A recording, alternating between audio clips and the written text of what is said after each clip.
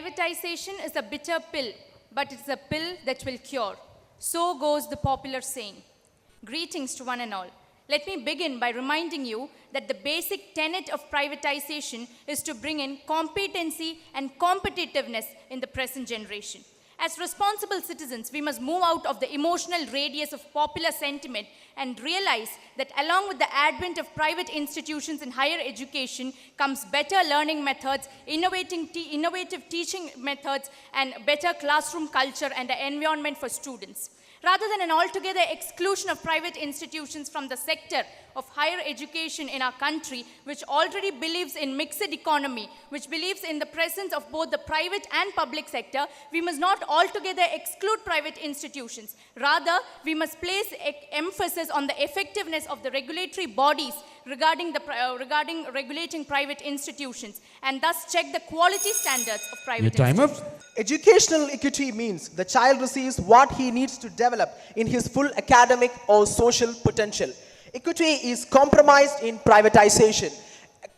Education sector has turned out to be a commodity. Those who has the capacity to buy it. Those who have the capacity to sell it, make profit out of it. Privatization of the educational sector has turned out, most importantly, brownfield human capital assets, which actually is a danger to the economy, as by creating eligible candidates but not creating employable candidates to the society. It is actually a big threat to the society, just like the 2008 recession, which has created brownfield human capitals that has destroyed the economy in a wider span.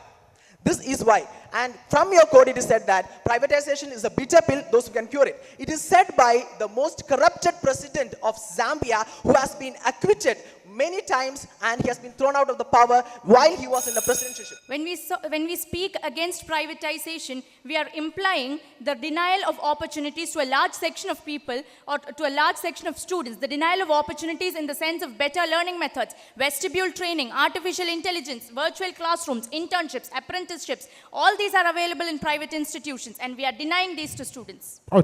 All these facilities are also implied by the public institutions, such that the students should move out of the campus and they should fetch it by themselves, thereby creating more competency than by providing everything in a tablespoon. When we talk about public sector institutions, let us open our eyes to the dark reality of red tapeism and bureaucratic delays with regard to public institutions. Clear. While you said about a dark reality, I would like to point out a black reality that students are being killed or tortured in private institutions, and I am pointing out the case of Mr. Jishnu Pranoy, who has been tortured and he was finally forced to suicide in the same institution, which is a private one. Clear.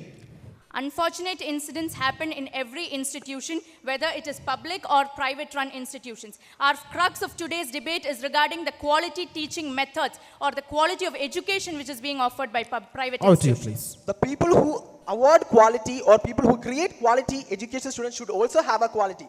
Pointing out to what you said, it is important that the students, it is very important that private institutions are mainly focused on profit. That is why the reason they induct newly passing out students as their teachers, and thereby lowering their salaries and thereby providing quality-less education. Clear.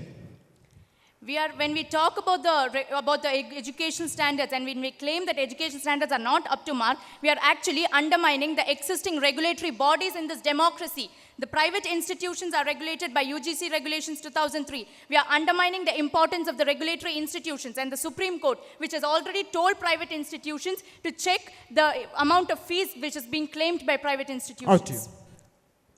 Supreme Court has already been, not just Supreme Court, Bombay High Court also has been pointed that fee regulating, the private institution should adhere to the fee regulating institute, but it has been important, we have to be mind that the capitation fees inducted from the students are even more than the fees they have to give in the 4 years. Clear. Let me remind you that the infrastructural facilities which is being provided by private institutions, take any private institution, is in par with the fees which is being taken from the students. So the students are being guaranteed better infrastructural facilities, which is not there in public sector initiatives. Most cases. it should be minded that 182 engineering colleges are there, out of which many of the education institutions are not even providing basic amenities, and they are being awarded or affiliated just because of the corruption that is existing in the society. And that if the privatization come into more prominent picture, the quality of the students also will be deteriorated as they are not getting ample training. Clear. To take into number, we can take n number of private institutions and public institutions as well. But the crux of my argument is that private institutions have always safeguarded, in most cases have safeguarded the pride of this nation by taking India to the world map. Okay. 2014 was a remarkable year as the government of Kerala has planned to implement APJ Abdul Kalam Technological University, which actually fostered the most probably eligible candidates or employable candidates to the society. But now a recent circular which has been provided that it has been shown that the technological university has been forced by the private institution to take away the system of year out for system, so that all the students are remaining in the college. Out to you.